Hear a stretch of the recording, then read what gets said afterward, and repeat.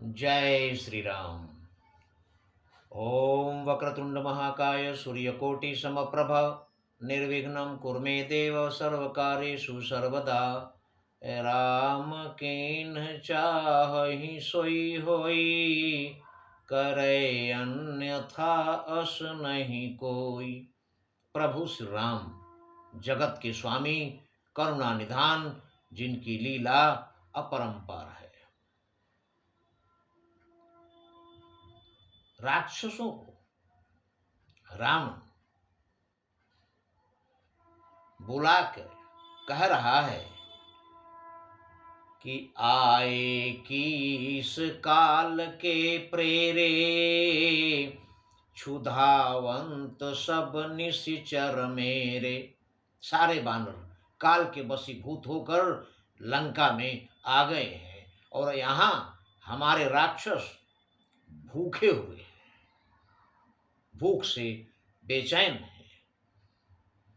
अस कही अट्टहास सठ कीन्हा, गृह बैठे आहार विधि दीन्हा। और अट्टहास करके ठहाके मारकर रावण चिंतित होने की बजाय अत्यंत प्रसन्न होकर और कह रहा है कि विधाता ने घर बैठे हमारे यहाँ हमारे राक्षसों के लिए भोजन भेज दिया है। गृह बैठे आहार विधि दीना। और राक्षसों को आदेश दे रहा है कि सकल सुभट चारिहु दिशि जाहु, धारी धारी भालू की सब खाऊ। कह रहा है कि योद्धाओं चारों दिशाओं में जाओ, क्योंकि बानरों ने चारों दिशाओं से हमला किया है।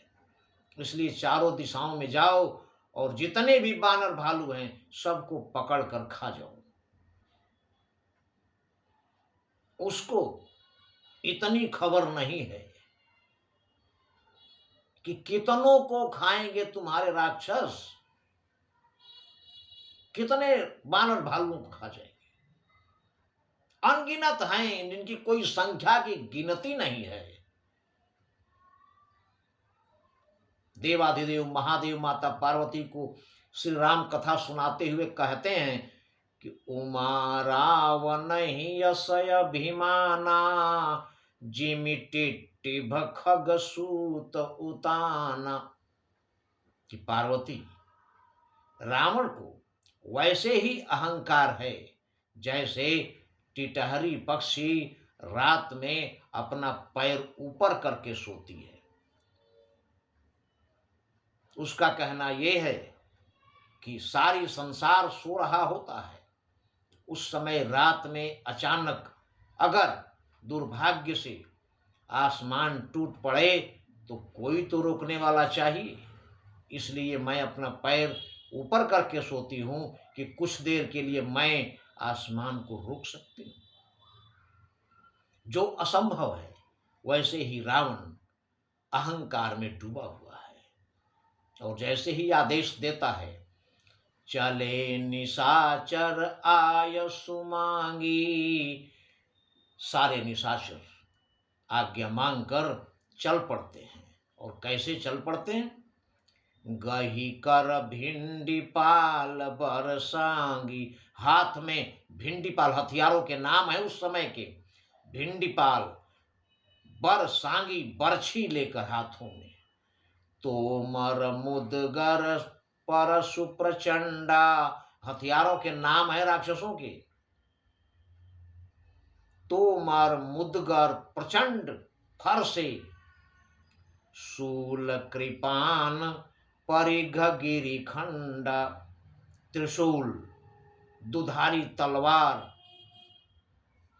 परिघ और पहाड़ों के टुकड़े बड़े बड़े लेकर राक्षस चल पड़े वानर और भालुओं का सामना करने के लिए।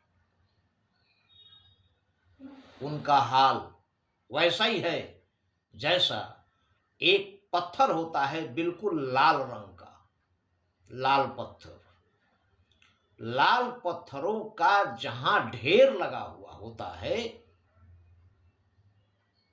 जो पक्षी मांस खाने वाले हैं वो आसमान में उड़ रहे होते हैं, और जब उन लाल पत्थरों के ढेर को देखते हैं तो वो ये समझते हैं कि मांस का ढेर लगा हुआ है।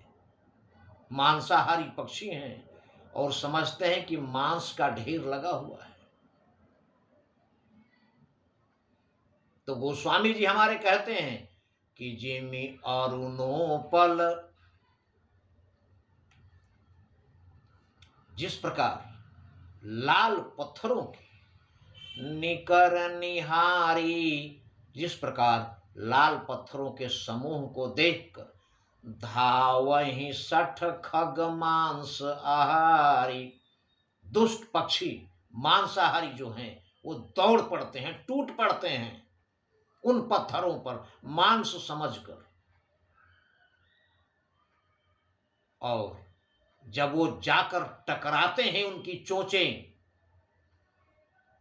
तो चोंच भंग दुख तिनहि न सूझा, चोंच टूट जाने का दर्द उन्हें सूझता ही नहीं है, बेधड़क जाकर उन पर टकरा जाते हैं, जबकि उनके टकराने से उनके चोंच टूट जाते हैं, दर्द होता है, लेकिन इसकी उन्हें खबर नहीं रहती है।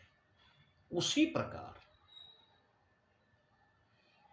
तिमि धावहि मनुजाद अबूझा, उसी प्रकार ये गिनती के राक्षस बानर भालुओं की अपार सेना से लड़ने के लिए दौड़ पड़े हैं, और नाना युद्ध सर चाप धर जातु धान बलबीर, सारे राक्षस वीर अनेकों प्रकार के अस्त्र शस्त्र लेकर कोट कंगूरन चढ़ गए, कोट के किले के कंगूरों पर चढ़ गए।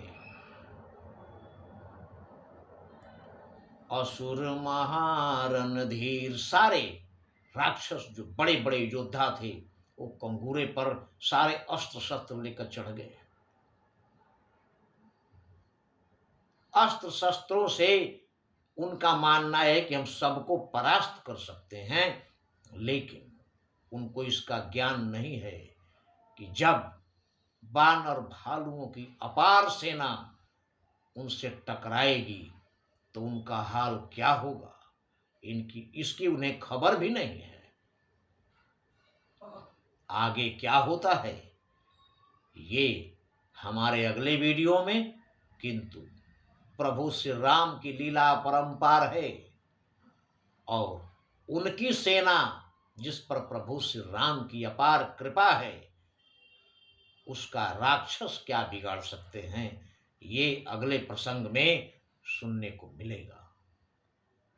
इसलिए प्रभु की लीला परंपार है, और आप प्रभु श्री राम का नाम लेकर बेखबर रहिए, निश्चिंत रहिए। तुलसी भरोसे राम के, नींद चैन की सोए, अनहोनी होनी नहीं, होनी है सो होए। इसलिए प्रभु श्री राम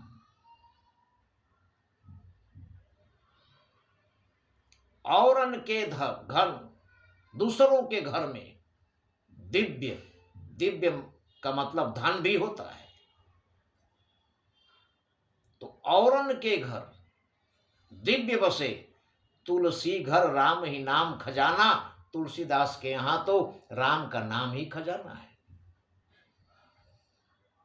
गोस्वामी तुलसीदास जी के पास एक दिन 4 चोर आ गए, सुबह सुबह प्रणाम करके बोले कि महाराज जी, हम लोग रात को आपकी कुटिया में चोरी करने आए थे।